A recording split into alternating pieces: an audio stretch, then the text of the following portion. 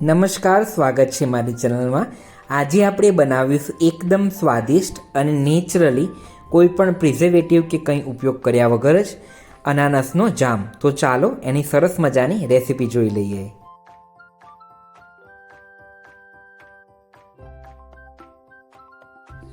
અનાનસનો જામ બનાવવા માટે અનાનસના નાના ટુકડા કરી દેવાના છે। અંદરનો જે સફેદ ભાગ હોય એને લેવાનો નથી અને બહારના જે કાંટાવાળો ભાગ હોય તેને નીકાળી લેવાનો છે। ટુકડા કરીને એને મિક્સર જારની અંદર ઉમેરી અને અંદર અડધો ગ્લાસ જેટલું પાણી ઉમેરી દેવાનું છે અને મિક્સરમાં ક્રશ કરી તમે જોઈ શકો છો આવી રીતે સ્મૂથ પ્યુરી બનાવી દેવાની છે।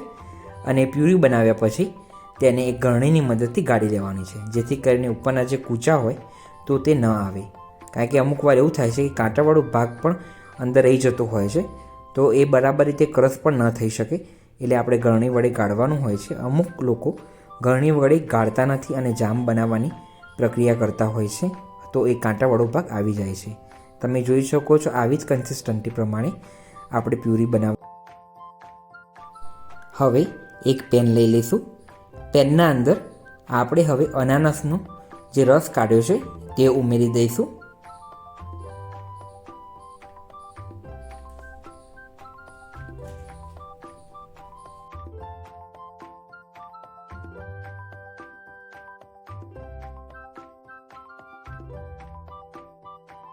તમે જોઈ શકો છો આ જ પ્રમાણેની કન્સિસ્ટન્સી રાખવાની છે રસની।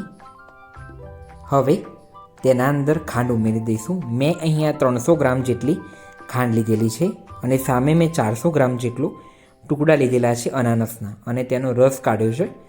આ પ્રમાણેનું માપ લેવાનું છે તો એકદમ સરસ રીતે બનશે અને ગળ્યો બહુ નહીં બને, માપનું જ ગળ્યો બનશે। અને જો વધારે ગળ્યો ભાવતો હોય તો તમે વધારે ખાંડ પણ ઉમેરી શકો છો। હવે બરાબર રીતે સરસ રીતે બધું મિક્સ થઈ જવું જોઈએ।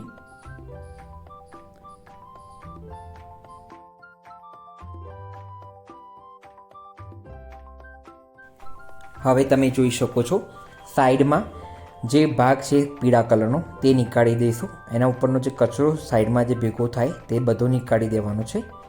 નીકાળી દીધા પછી તેને બરાબર રીતે ઉભરો આવે એટલે તેના અંદર 3 થી 4 નંગ તાંતણા નાખી દઈશું કેસરના। કેસરના તાંતણાની સાથે સાથે તમે ઇલાયચી, જાયફળ પણ નાખી શકો છો।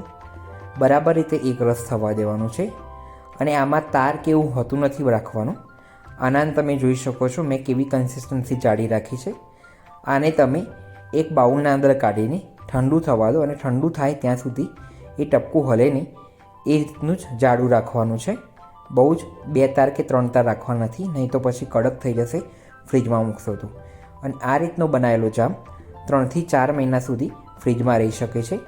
મેં અહીંયા 2 ચમચી જેટલી લીંબુનો રસ લીધેલો છે।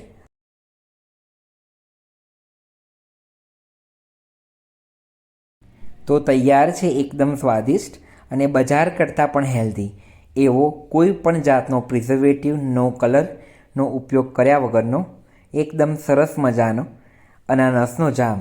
તો આ રેસીપી તમે ઘરે જરૂરથી બનાવો અને કોમેન્ટ બોક્સમાં જણાવો કે કેવી બની છે। આવી જ રેસીપી જાણવા માટે મારી ચેનલને લાઇક, શેર અને સબસ્ક્રાઈબ કરો અને બેલ આઇકોન જરૂરથી દબાવો, જેથી કરીને મારા વિડીયો તમારા સુધી પહેલાં પહોંચી જાય। ધન્યવાદ।